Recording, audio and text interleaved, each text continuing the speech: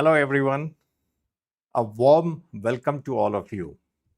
I am Colonel Rajiv Bhargav, and I had served in the Indian Army for over 20 years in the Army Air Defense, where we were shooting down enemy drones, enemy aircraft, and so on. And after that, I was in the Indian School of Business for over 13 years. And then I came on to be a leadership coach as also a business storyteller. And while I was that, I realized one thing.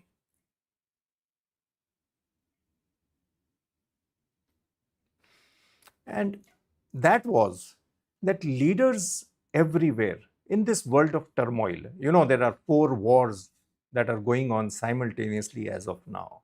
And in that, leaders everywhere are making decisions under pressure, under uncertainty, and they are impacting millions of lives. So, as of today, 20 countries or more are involved somewhere or the other in wars. So, I thought, is there a framework? Is there something by which these leaders go by? Are there some values that they see? And I thought that why not I do a podcast on this, a live streaming, to understand how leaders take decisions in global situations and how that can impact us. What can we learn from them? That is the point that I was thinking of. So let us now move ahead,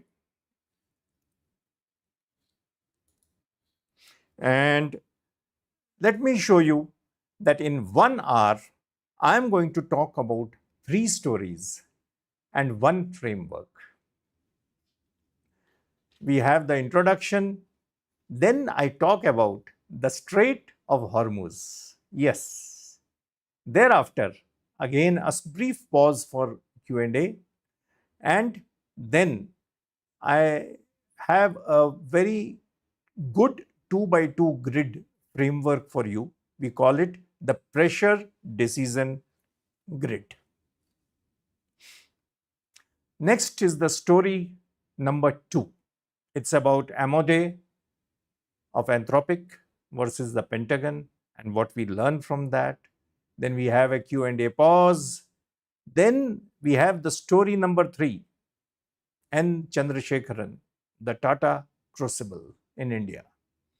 And that is followed by something very important to you, how each of these can be stitched together and how they can apply to you.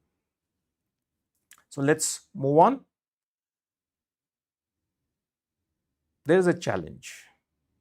Imagine you are the CEO of a shipping company, a global shipping company, which has at any time more than 150 oil tankers in the sea. Imagine that. Now it is 2 a.m. Your COO calls up and tells you the Strait of Hormuz is closed. You are shocked. You have all your ships out there. You have your people who are stranded. And just imagine more than 150 ships stranded out there.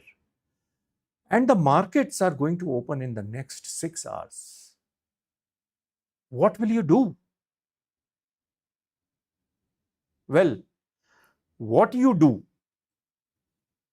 that answer to that question will also tell you the answer to whether you will fire that employee or push the board or not. Right? Let's go ahead. Let me explain the first story, the Strait of Hormuz, to you, where every option is a bad option as on today. Right? So the Strait of Hormuz, as we see, has Iran to the north, UAE, Oman, Saudi Arabia to the south. And that is one place, it is one of the biggest choke points for oil and for shipping. Any ship in the Persian Gulf, that is, as you can see onto the left, that ship is, if the strait is closed, that ship is stuck out there. And we have a lot of natural gas at Qatar, oil at Bahrain, oil at Abu Dhabi, oil in Iran. All that oil passes through the Strait of Hormuz. And suppose the Strait of Hormuz is blocked. Imagine that it is blocked. What happens?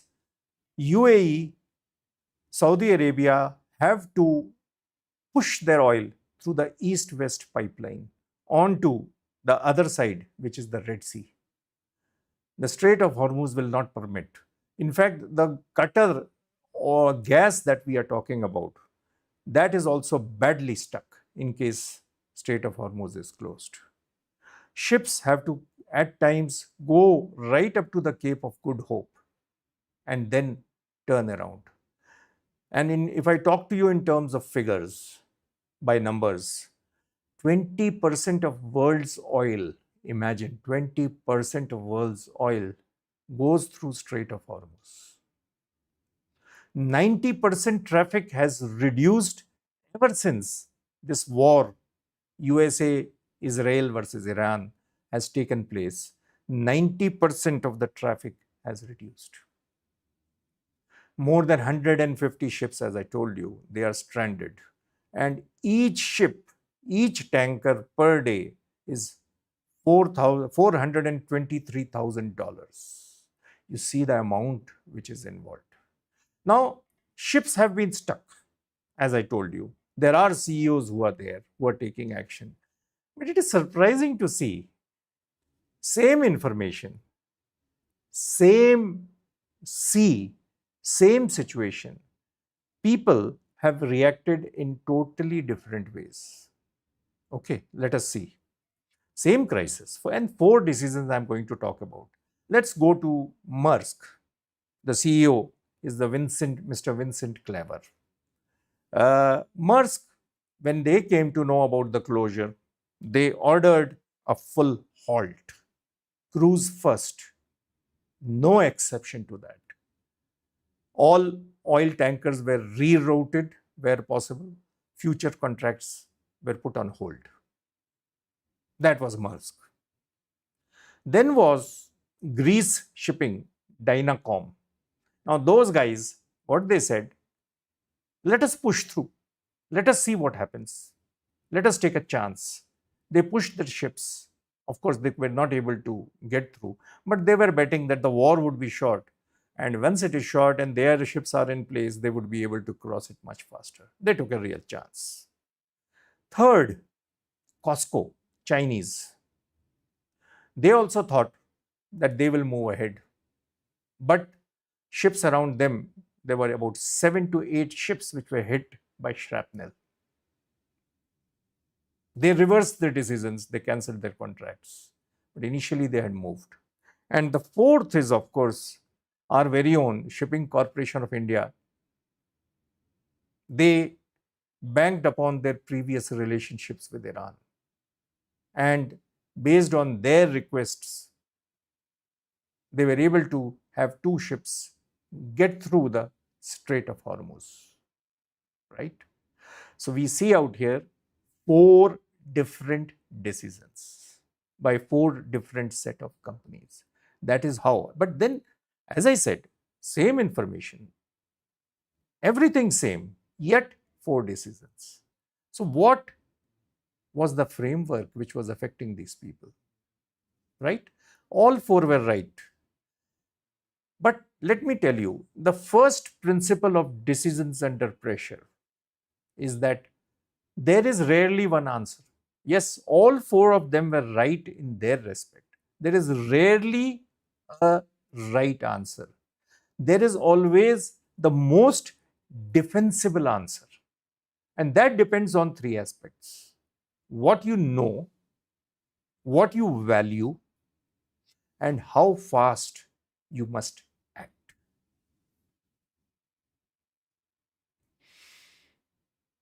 Now, let me ask you a question.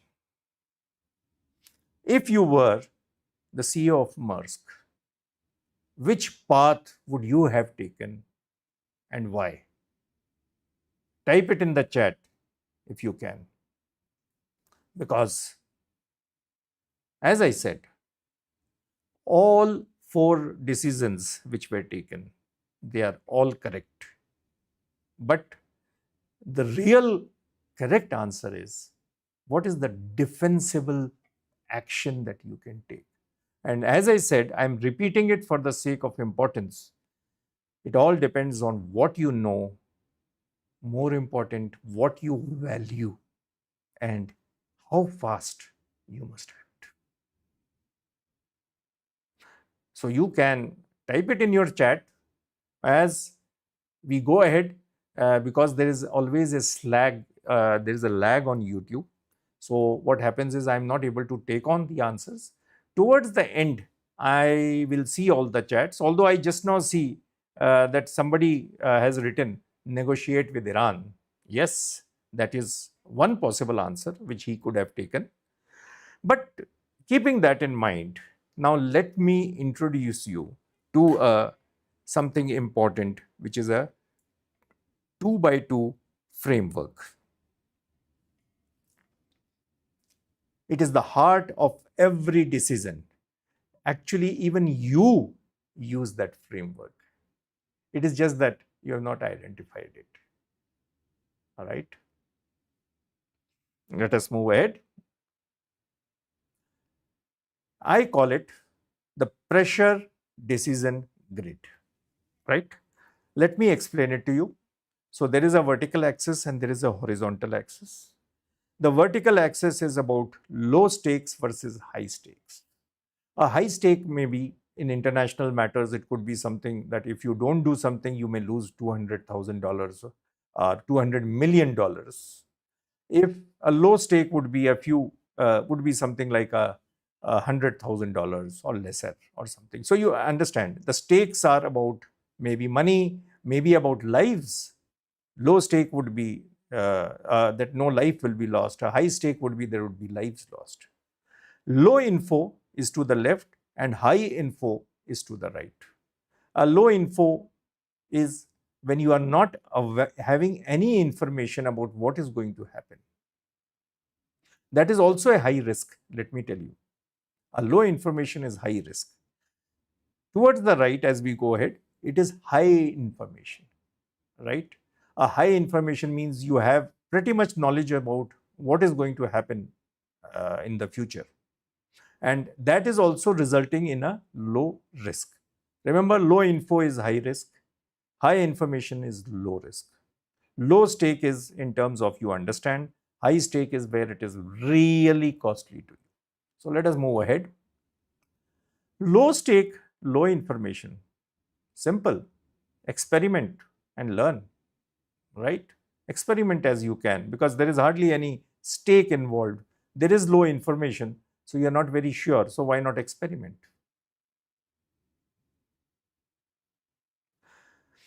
Q2, that was Q1, now is Q2, low stake and high information, right? You know what is going to happen.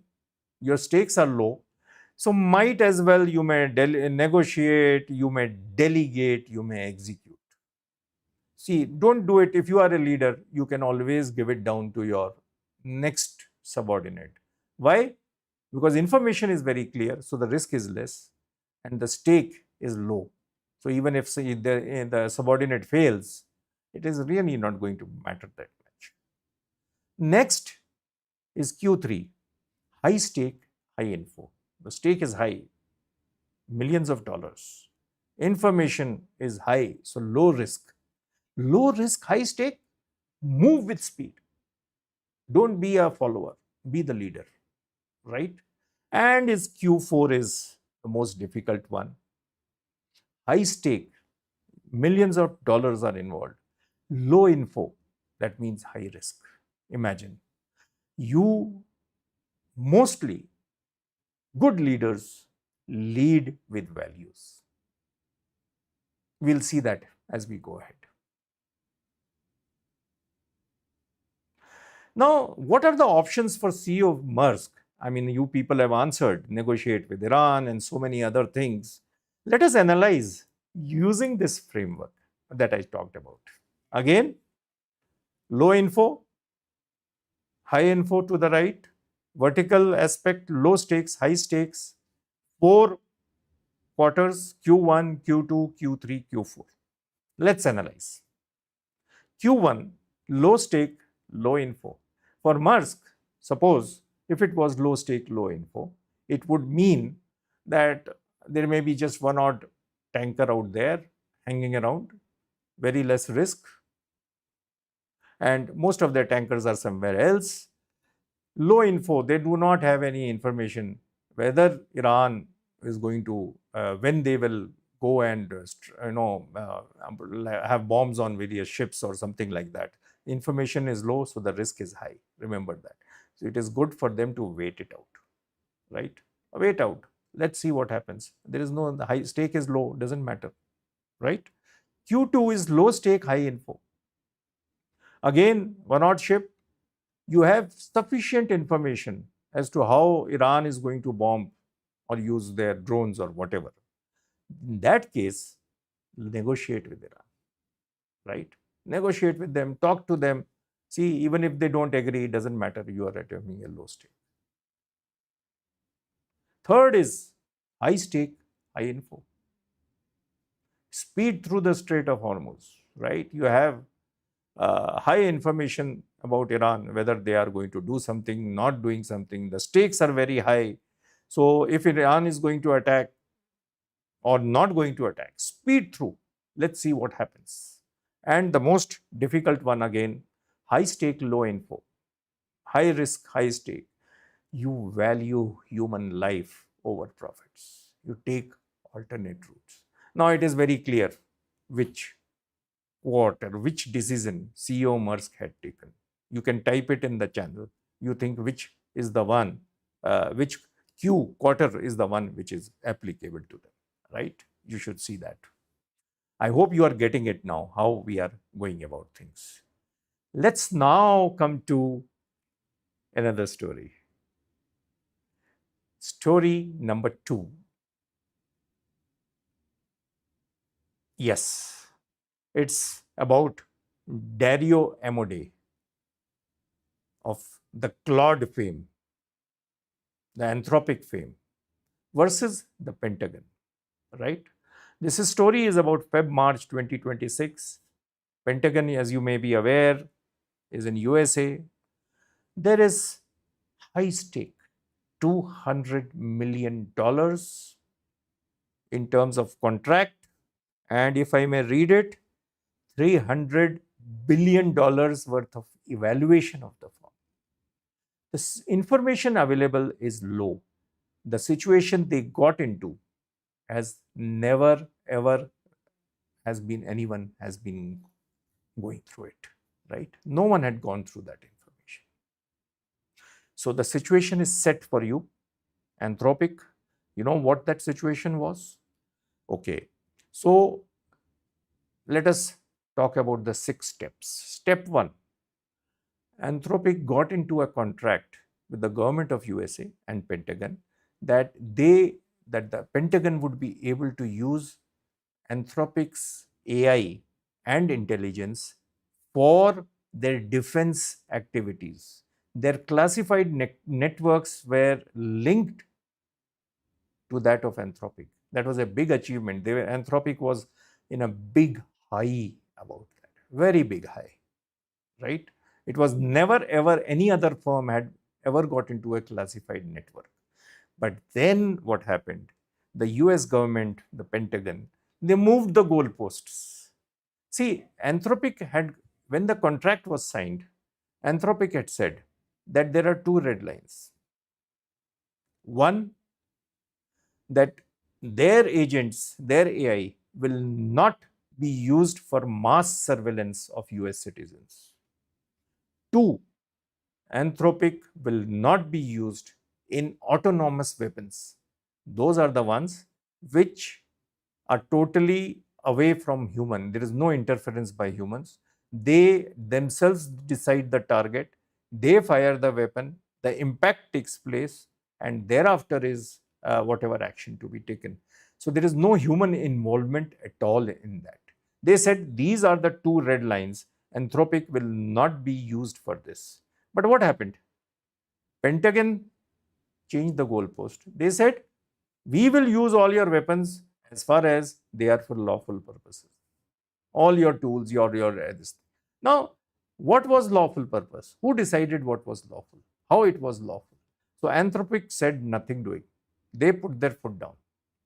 They said their two red lines are non-negotiable. What? On 27th Feb, the Pentagon laid a deadline that by 5:01 p.m., either you drop your two red lines and follow what we are saying, or you lose the entire contract. Imagine that. Look at the stake. You lose the entire contract of $200 million. The first ever company to have been associated with defense, Pentagon. Dario said, no, we will not dilute our values. Pentagon banned Anthropic and took a step further. They said that they are a supply chain risk. First ever US firm to be termed that. And what that meant? What that meant was all subcontractors and contractors of US defense, they could not have any dealings, business dealings with Anthropic. A huge cost, right? And on the wake, on the sidelines was waiting OpenAI. When the opportunity came, they immediately replaced Anthropic. They agreed to the fact about all lawful purposes. And what those purposes were hazy, but they agreed and it was fine. You think they all won? Well, you are in for a surprise. See, Anthropic stood with its values. And as a result, what happened? And of course, what happened was that OpenAI, when they took over, what happened was that people said that the credibility of Anthropic is awesome. There was a 700,000 people who quit ChatGPT. The movement of quit ChatGPT to Anthropic took place. To Claude, it took place. Claude became the most downloaded app in the world. ChatGPT had a 775% increase in one-star review. See what happened? No one expected that. No one expected that. Everyone was telling Anthropic that you are in for trouble. You are in for trouble. But see what happened, right? So let us see what were the options for Dario Amodei and how he took it. We are very clear. Low stakes versus high stake. Low stake is, obviously his was a high stake, but I am just showing it. A low stake would have been something like $100,000. A high stake is $200 million. Low info versus high info. See, the info about this was the first ever situation which took place. So the information with Anthropic was very less, right? And high info is, had there been a previous case where the US Defense Department would have gone back on a contract of a high stake, that would have been a high info as to how they should deal with. But that had not happened. So suppose now, if it was, see, I'm just saying, and these are all hypothetical situations that I am painting, that suppose it was low stakes with low info, suppose for Anthropic, that maybe it was just a $10 million contract or something like that. Maybe then they may not have gone away, taken a step away from the contract. They would have said, let us explore other options without crossing the line, right? Q2, low stakes, high info, right? Low stakes, again, it is $1-2 million. Information was available that the government has been doing such a thing earlier with others also. Suppose it was that, then maybe the CEO would have negotiated and taken a middle path, right? The third was high stake, low info. Very high stake, $200 million. Information low, right? Very low. So that is what it is. You value principles over profits, and that is what the CEO had done. He did not budge. And he got another benefit out of it that I talked about. No one thought of that benefit. Value principles over profits. And just, I remembered just now that the defense department's ordering that they are a supply chain risk has now also been stayed by the US courts, just for information. Now comes high stake, high info. That is, US government suppose has a history of dealing and changing contracts, that would be high information, and stake is 200 million liters. What decision would the CEO have taken then? I really don't know. That's why I put a question mark. So if you guys have any answers to that, keep putting in the chat box. If you have any thoughts to that, it would be awesome. So whenever you put any answer to that, just put a Q3 and then do it. You may take a screenshot of this if you feel so. Okay, so this was this. Let us move ahead. What are the learnings from this? There are 3 lessons that I want to talk about. Lesson 1, your values should be pre-decided. So those 2 red lines were pre-decided to survive pressure. If you decide upon values when you are in the moment, I don't think you will be able to survive the pressure. So in life also, always have your values preset whenever you get into any action. Second, the cost of no is always overestimated. I've spoken a lot about it, right? People told Dario that you are a bloody fool. You are committing suicide. Compromise. But he didn't. But today, his reputation capital is at a top. Remember that. That is the real capital. Sam Altman said that they will, in the morning, morning of 27th Feb, he was in total agreement with Anthropic. By the evening, he had signed the contract when he saw that opportunity. The stated values versus costs when you see opportunity. Which one are you? Give a thought to that. Which one of them are you? A pause. Have you been ever asked to do something legal but wrong? You may just answer in Y or N, yes or no, in the chat box. That's all I want. Because this is a very big question with a small answer. If you have been asked to do something legal which is wrong, there are so many elements which are there. A soldier, at that moment when he is crossing the minefield, he really wouldn't know whether he is legally right or not. So for a soldier, it is always right. But maybe for a corporate person who has been asked to maybe get information of the other firm, there may be some thoughts about that, right? That is the point. Yes, let's move on. We move to now the story number 3.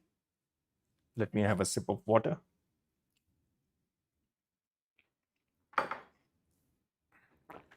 I hope you are enjoying so far. I hope you are liking all this. If you are, just put a yes. If no, put an N. I mean, I'm ready for both.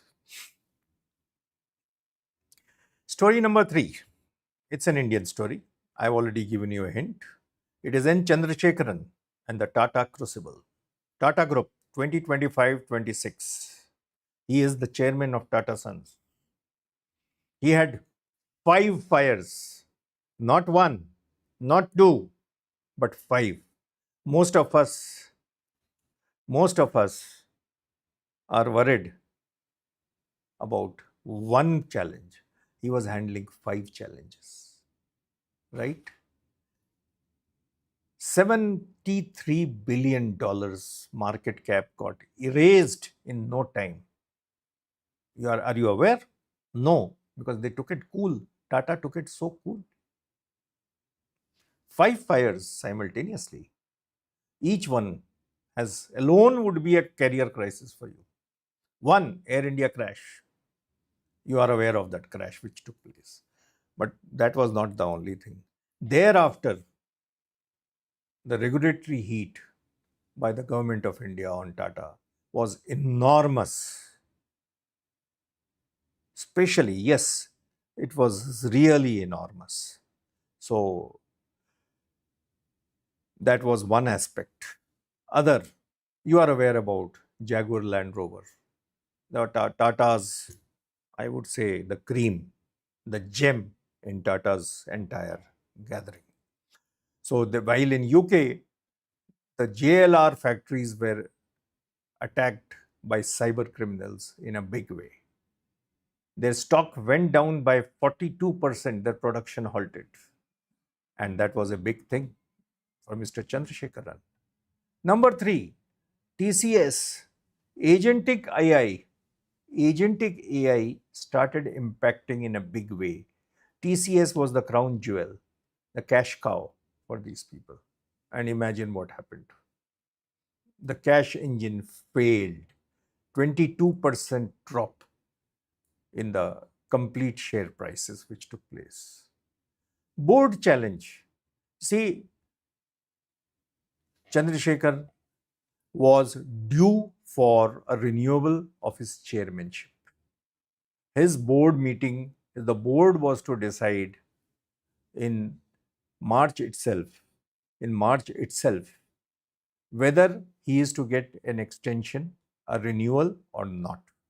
But then Mr. Noel Tata, the overall in charge of the board, he said that maybe all these previous 3, I know these Air India crash, JLR, TCS, and there was a Tata Digital also.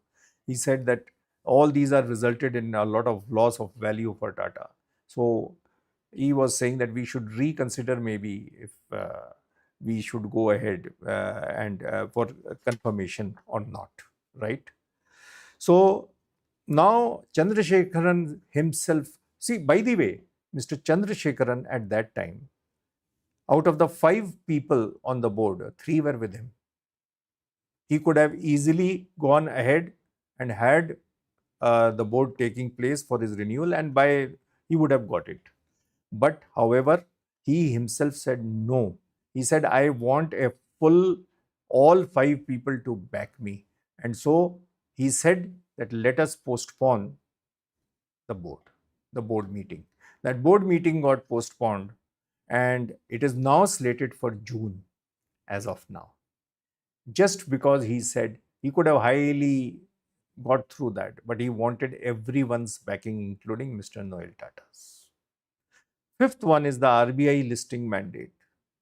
See, as they say, this Tata Sons, which is the the mother company, has an investment of over 90% in other firms within of Tata.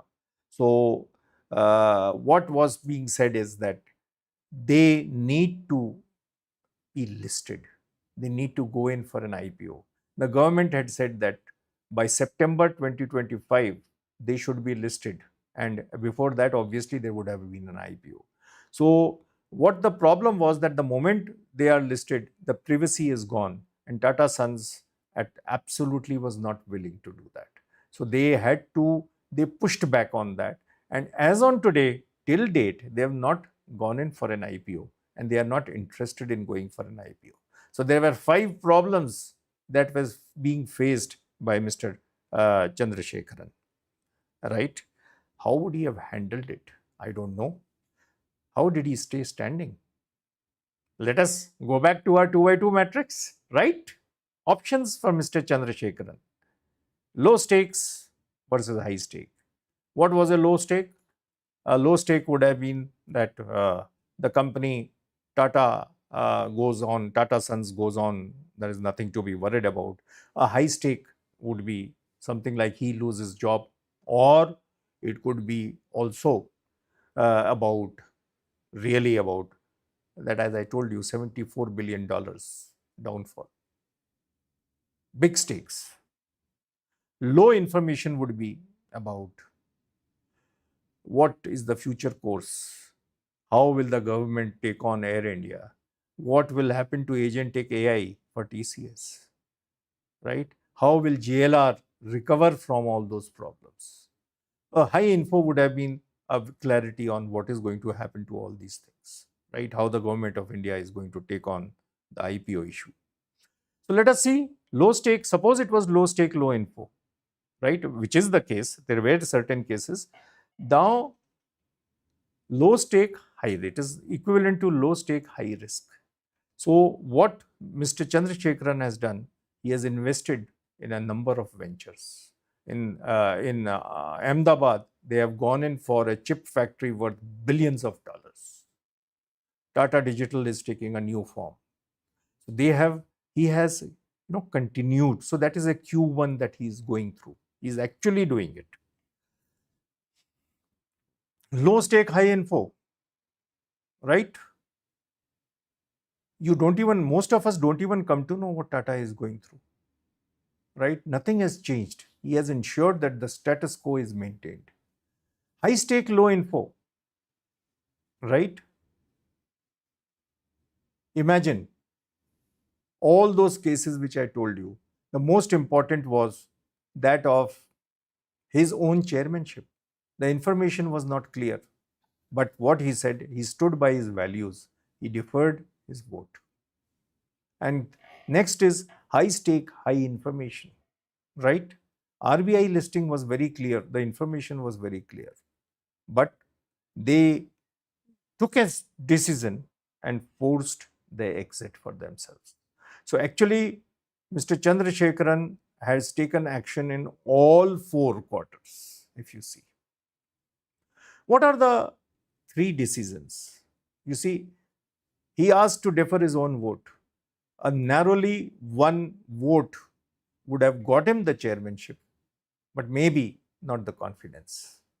Point number 2, he told reporters, nothing changes.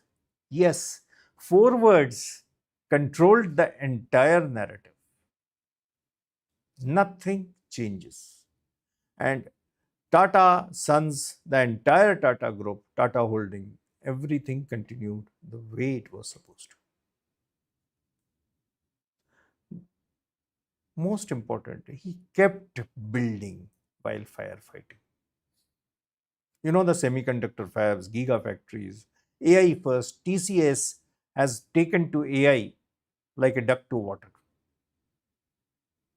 They are absolutely into AI, and sure enough, they will rebound in a big way.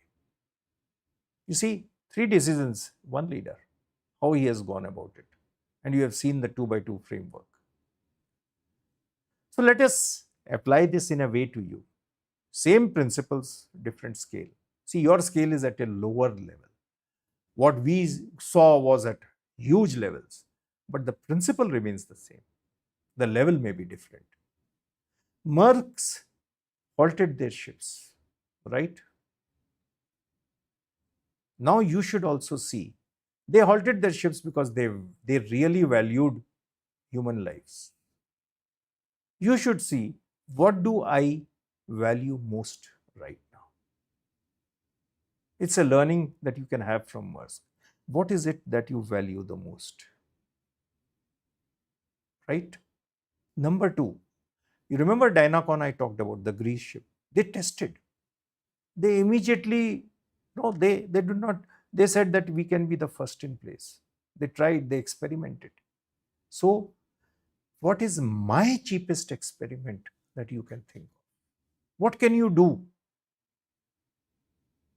right? That will make a difference. Give it a thought. Point number three. This is, I think, as far as I am concerned, the most important one. Amode pre-wrote the red lines. His red lines were pre-written. He did not budge from them. So, write what is your non-negotiable today. If you want, you can put it in the chat box also. I'm fine. Write your non-negotiable today. What is it? And of course, I love this one. India's back channels. Remember Shipping Corporation of India? They banged upon their relationship with Iran and went about it. Right? And sure enough, the point that I want to bring out is invest in relationships before you need them. One of my ex-bosses used to say that if you want something, a favor from someone, and then you call them, they will immediately know that you are calling because of the favor and they will do nothing. Or they may say yes, yes, they may not do. The person who really acts is the one whom you have been nurturing year after year, all through on LinkedIn or wherever, on their birthdays, on their anniversaries, on their accomplishments. When you do that, and when you go then to them now, they will say that this guy has been with me all through. So why should I not help? Invest in relationships before you need them. That is what India did with Iran. And we really harvested the goodwill. And today, the prices of oil in India, if you see, have not really increased that much as in Pakistan. Have you given some thought to that? Okay, that is something which is investment in relationship. Learn it from Shipping Corporation of India. Right? Okay, let's move ahead. We are now slowly closing to the time of closure. There is a lot we can learn from global happenings. Now, again, let us apply the framework to ourselves. Now, this was all high level, very high level at national, international level. But what about a mid-level manager in a company? How does this apply to him? Let us take a common situation and work it out, right? Imagine you are a manager in a large company. Just imagine that. I'm giving a pause because you can imagine then, right? Next. Your subordinate, there is a particular subordinate who argues with you, always countering, delays all projects, brings disharmony in the team. How many of you have encountered such a subordinate? You can write yes in the chat box and I will know. How many of you?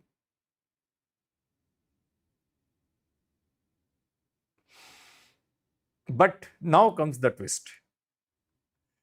You wish to fire her, but she is related to your boss. Okay? She is related to your boss. How do you manage the situation? Give some thought to it. How do you manage this situation? And this is a very common thing most of us face. So can you apply the framework? Huh? Can any of you apply that framework to it? Let us see. Let us define first what is low risk and low stakes, high stake, high risk. So, low stake. So, if that colleague of yours is working with you in some project which is a low stake, it doesn't matter. It is a minor project.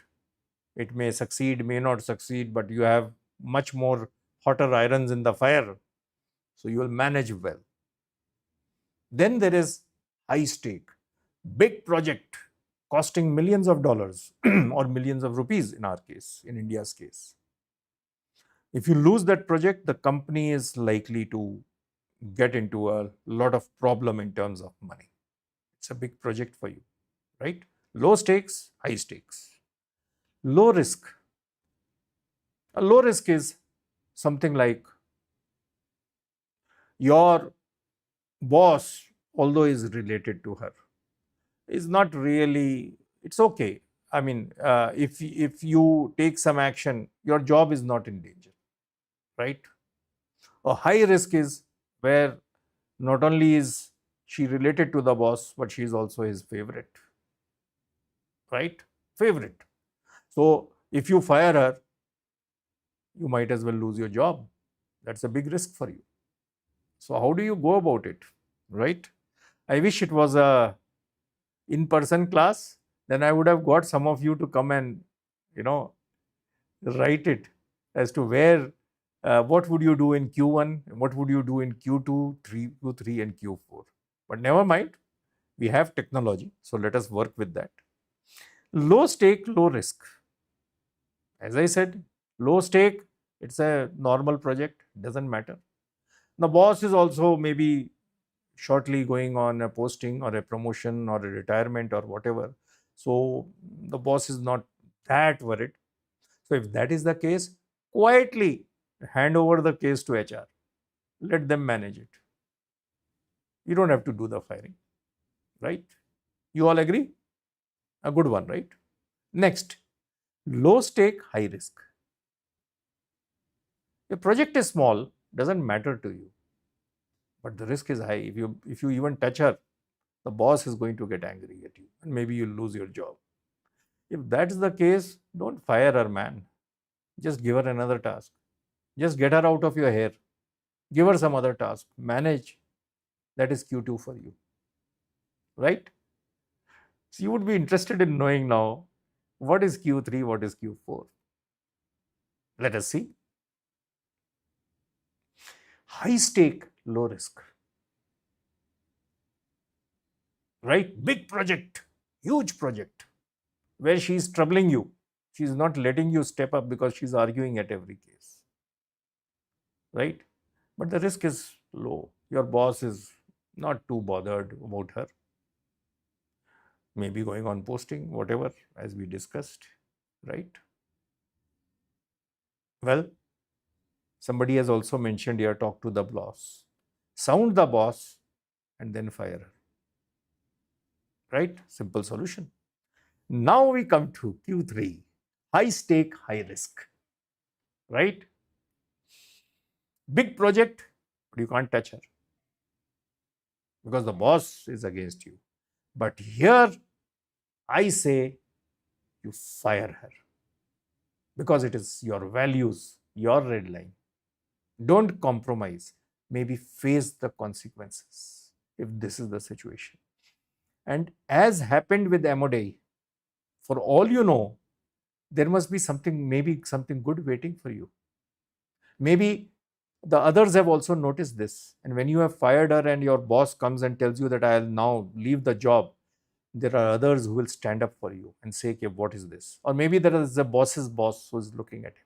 Or maybe your boss may also realize that this man is made of steel. This person has his values in place. And he or she has decided that I will fire this other person because the project, the company values the most. Right? That is how it is. You see this 2 by 2, how you can use it in your day-to-day decisions.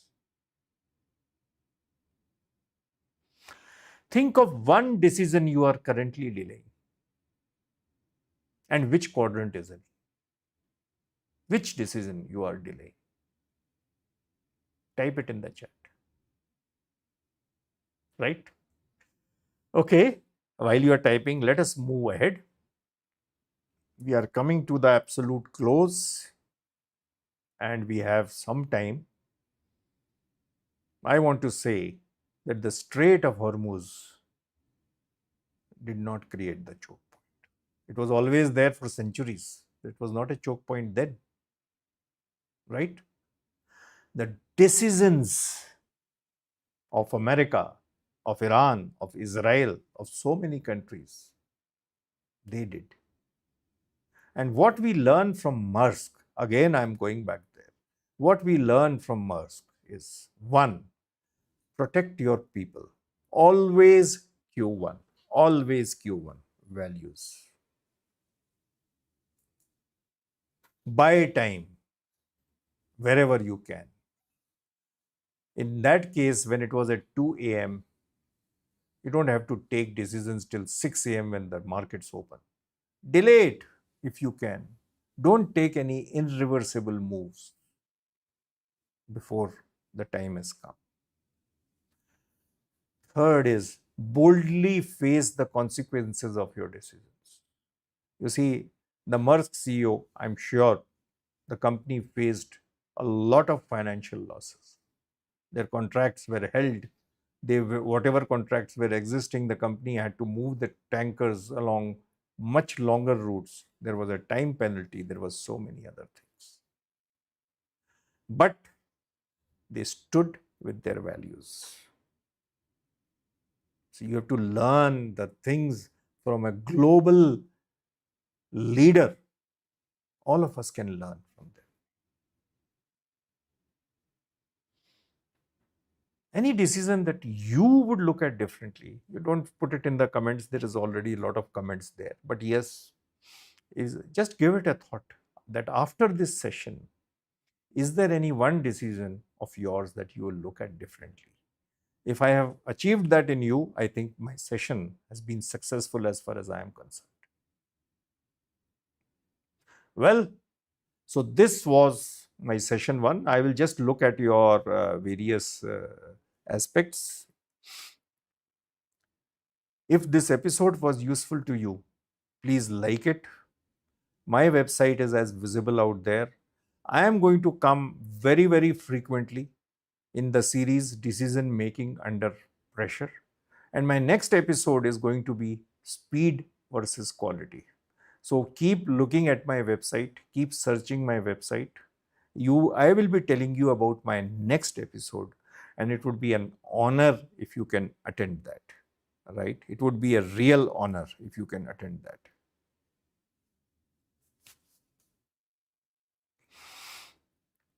So now I'm open to questions. Any thoughts that you may have, you can type it here. Any queries that you may have. So let me just see quickly. Most so some have said Q4, Q3 options. This was obviously about Maersk and Amodei. So Amodei was in obviously Q1 that he took place. One should do legal things but not wrong things. Absolutely right. But what about what happens when the legal is wrong? What do you do then? You have to give. Yeah. See, legally one may say that, okay, my country, my people, I will do mass surveillance. But is it right? Is it wrong? That is for you to decide. Right? So many other things. Talk to the boss and explain, and so on. So I am open to questions. You can just type in a question. I know there is a lag, by the way, of 5 to 10 seconds, which is always there. But I am ready for that. But should you have any questions, any thoughts, do put it in. That would be wonderful. This is, I'm really fascinated, I'm telling you, by how global leaders take decisions, right? In my next one that I talked about, that speed versus quality, I'm going to talk about how no names, how leaders in some big countries, they have taken decisions, how the smaller countries have taken decisions, at what speed, at with what quality, and how that can apply to you. So this time we had a framework, a 2 by 2 framework. Next time, let us see whether we have a framework or we have something else. I'm really interested in taking this thing forward. And if you have any thoughts, anything, you can drop in comments at me, right?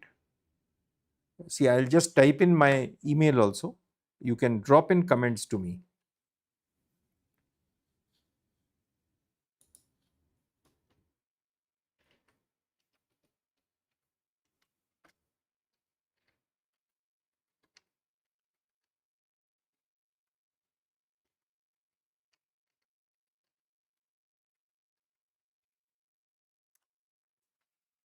Oh, sorry, it is com. Huh?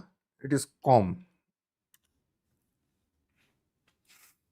You can always have a look at this, and I hope really enjoyed the session.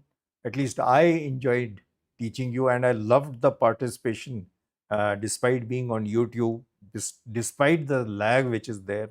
The way you all people have participated, I have loved it. And that motivates me to even come up with better sessions next time. So let's keep visiting my website. My request is keep visiting my website www.leadersweavestories.com. I'm typing it here again.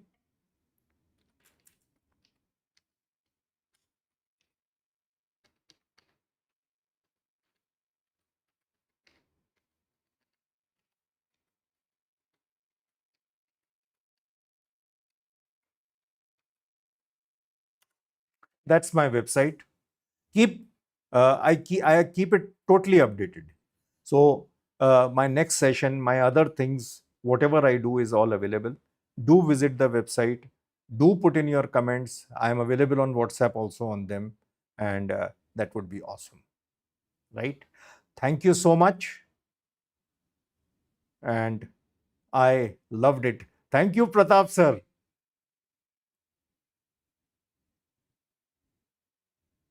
I really love it. Pratap sir, just for information of others, uh, is one of the, I would say, the most noblest souls that I have come across. And he was at ISB Indian School of Business with me for quite some time. And I thank you, sir, for all your guidance and all your support. It was awesome. Thank you, people. I see that I'm getting some good comments and I'm happy. Yes, I'm very much happy. Huh? Okay. Thank you, guys. Bye for now. So,